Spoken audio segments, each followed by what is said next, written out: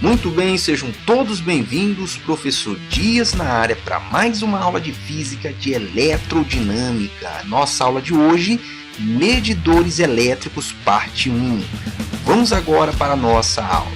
Vamos então iniciar com o nosso primeiro tópico, medidores elétricos. Então, nós temos que os medidores de grandezas elétricas.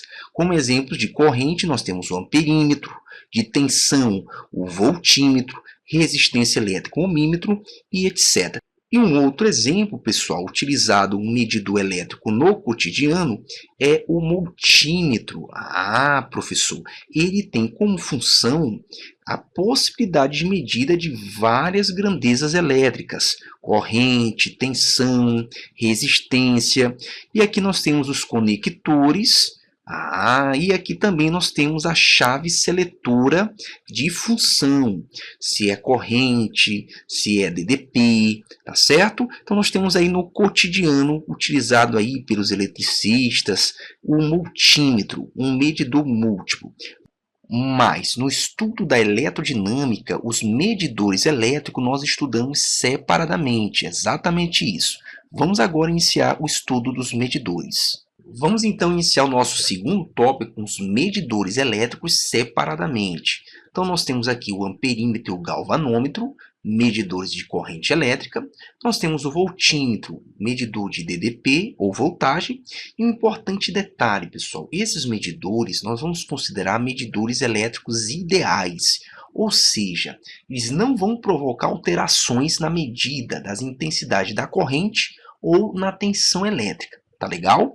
No real, existe sim uma alteração na corrente, na DDP, mas nós vamos considerar que eles são ideais, ou seja, perfeitos, não tem alterações, tá certo?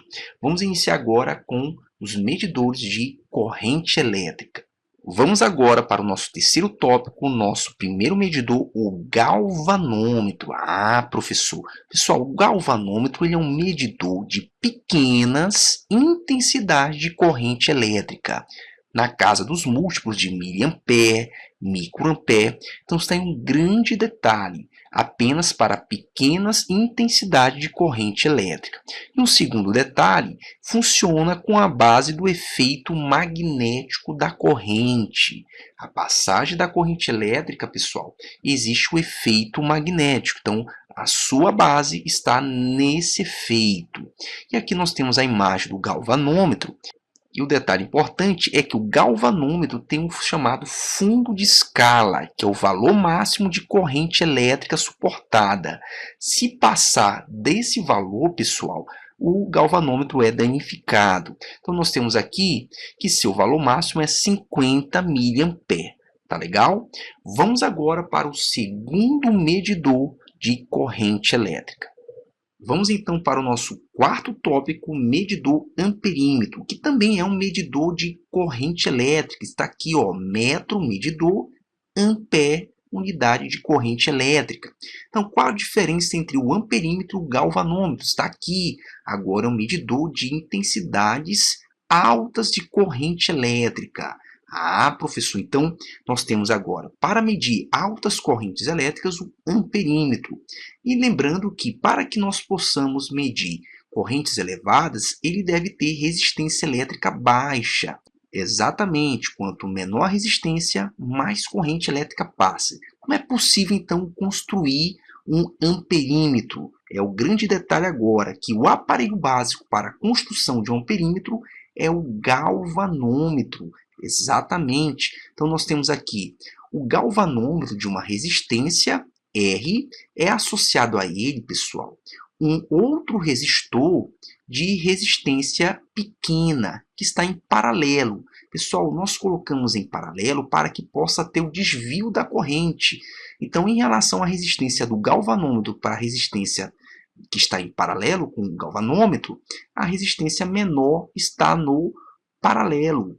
E aí, o que acontece? A corrente sofre um desvio, denominado shunt, que significa em inglês desvio, tá certo?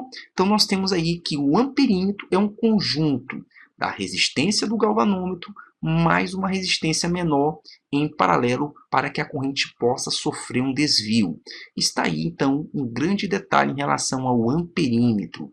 E aí nós temos que, para que nós possamos medir a corrente elétrica, nós temos que associar em série ao trecho do circuito, ou na entrada ou na saída do circuito, ou na frente do aparelho ou após o aparelho, para que nós possamos medir a intensidade da corrente elétrica, tá certo, pessoal? E aí um detalhe importante, o símbolo do amperímetro no circuito. Então aparece aqui esse símbolo com A ou desta outra forma, tá certo? Com esta seta. Agora, um detalhe final importante em relação ao amperímetro é que ele é considerado nas questões o amperímetro ideal. Pessoal, o amperímetro ideal é apenas uma idealização, não existe no real. Tá? Para que ele possa ser perfeito, teria que ter uma resistência elétrica nula, ou seja, zero. Se a resistência elétrica é nula, pessoal, a corrente que vai passar não terá nenhuma perda. Então, pessoal, nós temos as questões quando consideramos que a resistência elétrica dele é nula, é porque nós estamos considerando que ele é um amperímetro ideal, perfeito, tá certo? É apenas uma idealização, tá legal? Então está aí a ideia do amperímetro, medidor de intensidade de correntes elétricas intensas, tá certo? Vamos agora para o medidor de DDP ou voltagem. Pessoal, vamos agora para o nosso quinto tópico, voltímetro, que é um medidor de voltagem, DDP. Observe aqui na palavra metro, medidor, volts, unidade de DDP, tá bom? Então, um detalhe importante que é um medidor de diferença de potencial, também chamado DDP ou tensão elétrica. Agora, um importante segundo detalhe é que nós temos que, para que um voltímetro possa medir a voltagem, deve ter uma resistência elétrica bastante elevada. Professor, como é possível fazer com que ele aumente a resistência elétrica? Pessoal, está aí o terceiro ponto importante. Assim como o amperímetro, o voltímetro tem como base a sua composição um galvanômetro. Então nós temos que o galvanômetro, que tem uma resistência R, coloca-se associado a ele em série uma outra resistência elevada. Por quê? O resistência em série nós somamos para ter uma resistência equivalente. E aumentando assim, dessa forma, a resistência do voltímetro. Essa resistência associada em série ao galvanômetro nós chamamos de multiplicador. Então é dessa forma que se constrói um voltímetro, associando a resistência de um galvanômetro em série com uma resistência elevada. Tá legal? Então está aí um detalhe importante em relação ao voltímetro. E para que nós possamos medir a DDP, nós temos que conectar o voltímetro em paralelo ao trecho do circuito que nós queremos. Então, pessoal, para que nós possamos conectar em relação à bateria, tem que ser em paralelo. Em relação ao aparelho, também tem que ser em paralelo. Legal? E aí nós temos o símbolo do voltímetro. É o símbolo V ou o V com a seta.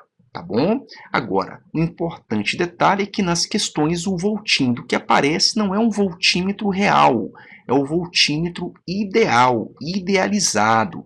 Pessoal, para que um voltímetro seja perfeito, é que não passe corrente elétrica nele. Professor, e como é possível não passar corrente nenhuma nesse voltímetro? Porque não interessa a corrente elétrica. Então, ele deveria ter uma resistência elétrica infinita. Então está aí o detalhe que no voltímetro ideal não passa corrente elétrica nele, porque a resistência elétrica é infinita. Lembrando que é apenas uma idealização. No voltímetro real, passa corrente elétrica nesse voltímetro, tá bom?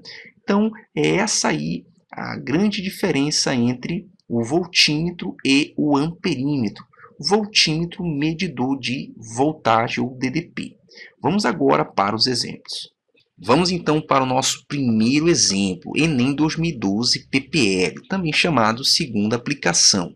Um eletricista precisa medir a resistência elétrica de uma lâmpada.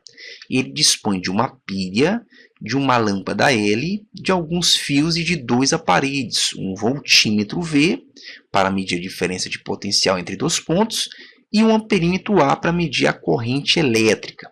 O circuito montado pelo eletricista para medir essa resistência é...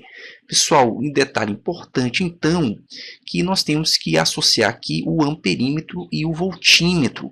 Lembrando que o amperímetro tem que estar associado em série com o aparelho e o voltímetro em paralelo com o aparelho. Então, observe aqui na letra A que a lâmpada e o amperímetro estão em paralelo. Então não pode ser a letra A, porque o amperímetro tem que estar em série. Na letra B, nós temos aqui que o voltímetro, o amperímetro e a lâmpada estão todos em série. E o voltímetro tem que estar em paralelo. Então, o erro está aqui no voltímetro. Então, não pode ser a letra B. Na letra C, nós temos aqui a lâmpada e o amperímetro em série e o voltímetro em paralelo. Então, a alternativa correta é a letra C. Vamos ver aqui porque a D e a E está errada. Na letra D, o voltímetro está em série com a lâmpada. Não! E o amperímetro está em paralelo. Está ao contrário, pessoal. E na letra A, o voltímetro está na saída aqui da bateria, que é a pilha. Então, está em série. Não pode estar em série. Tem que estar em paralelo. E o amperímetro está em paralelo. Então, por isso, pessoal, a alternativa correta é a letra C. Vamos para o nosso segundo exemplo, Enem 2013. Um eletricista analisa o diagrama de uma instalação elétrica residencial para planejar medições de tensão e corrente em uma cozinha. Nesse ambiente existem uma geladeira, representada pela letra G, uma tomada pela letra T e uma lâmpada pela letra L, conforme a figura. O eletricista deseja medir a tensão elétrica aplicada à geladeira, a corrente total e a corrente na lâmpada. Para isso, ele dispõe de um voltímetro e 2 amperímetros. Pessoal, um importante detalhe é que ele quer medir a tensão elétrica da geladeira. Então, vamos aqui grifar. E, além disso, ele quer medir a corrente total do circuito e a corrente da lâmpada.